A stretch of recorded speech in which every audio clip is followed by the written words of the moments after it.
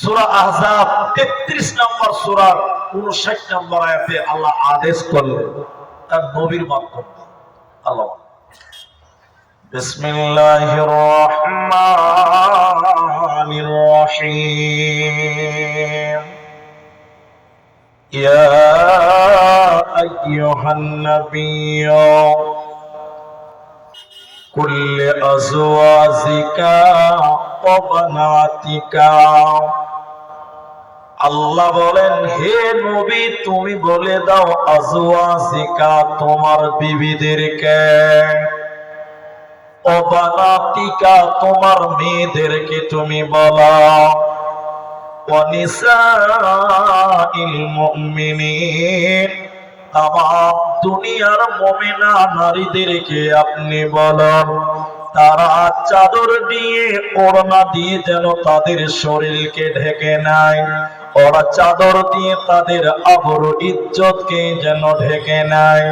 ওরা যদি তাদের শরীরকে বহির প্রকাশ করে দেয় আল্লাহ তাদের জান্নাত দেবে না, পাবে না। তাই আল্লাহ আদেশ করলেন, হে নবী তুমি তোমার বিবিদেরকে বেটিদেরকে বলো আর তামাম পৃথিবীর মুমিনা নারীদেরকে বলে দাও ওরা যেন চাদর দিয়ে ওড়না দিয়ে শরীরকে ঢেকে নেয়, ওরা কাপড় দিয়ে যেন আবরু ইজ্জতকে ঢেকে নেয়, ওরা যেন তাদের আবরু ইজ্জতকে বহির প্রকাশ না করে দেয়, নচেতে তারা জাহান্নাম চলে যাবে, জান্নাত পাবে না, দেবে না।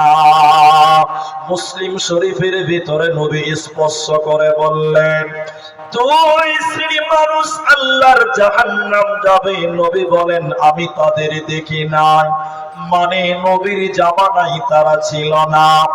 দুই শ্রেণী কারা?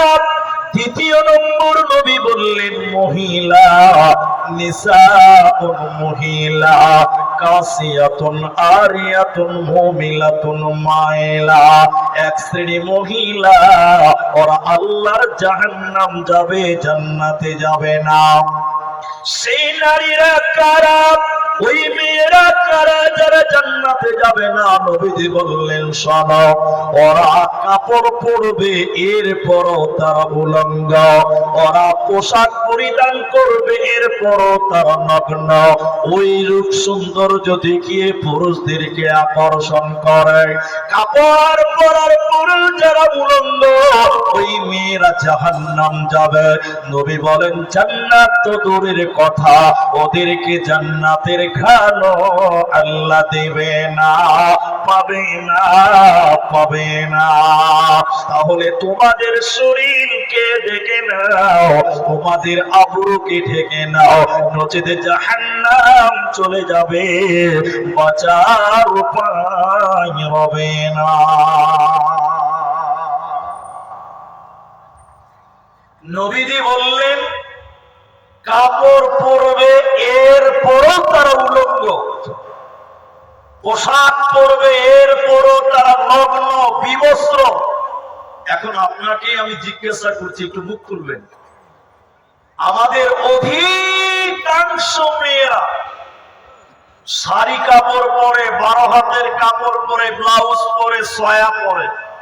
যে মেয়েরা হাফ হাতার ব্লাউজ আর শাড়ি কাপড় পরে, একটু আপনারা বলেন ওই মেয়েদের প্যান্ট এবং পিঠ দেখতে পাওয়া যায় কি যায় না? সবাই বলেন যায়। তাহলে কোন মহিলা তার প্যান্ট এবং পিঠ মানুষকে, বহিরাগত মানুষকে দেখাতে পাবে? যারা বলেন